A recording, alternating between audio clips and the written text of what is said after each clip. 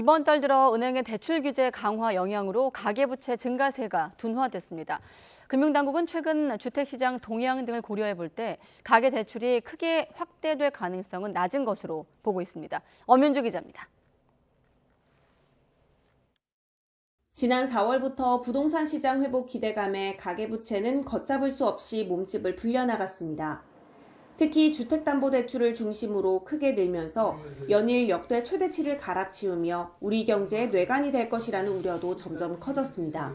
성장 잠재력이 저하되고 부채 상환을 위한 가계 소득 창출 능력도 빠르게 회복되지 못할 가능성이 있다는 점에서 적절한 관리가 필요한 상황입니다. 이로 인해 금융당국은 서둘러 대출 조이기에 나섰고 은행권도 앞다퉈 문턱을 높이기 시작했습니다. 결국 주택시장의 관망세가 짙어지면서 이번 달 들어 가계부채 증가세는 둔화하는 모습입니다. 지난달 6조 넘게 늘었던 빚이 2조 3천억 원 증가에 그친 겁니다. 그중에서도 이번 달 들어 증가한 주택담보대출을 보면 대부분이 실수요자를 대상으로 하는 정책자금에 집중돼 있습니다.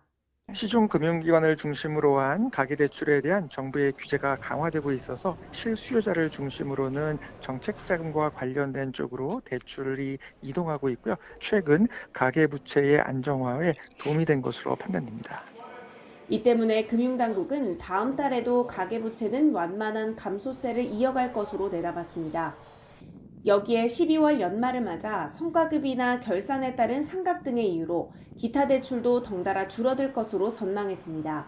은행별로 이제 최근 가계대출 관리 강화 조치가 있고 특례보금자리론 일반령이 지난 9월 27일부터 이제 중단이 됐고 최근에 이제 조금 주택 시장이 약간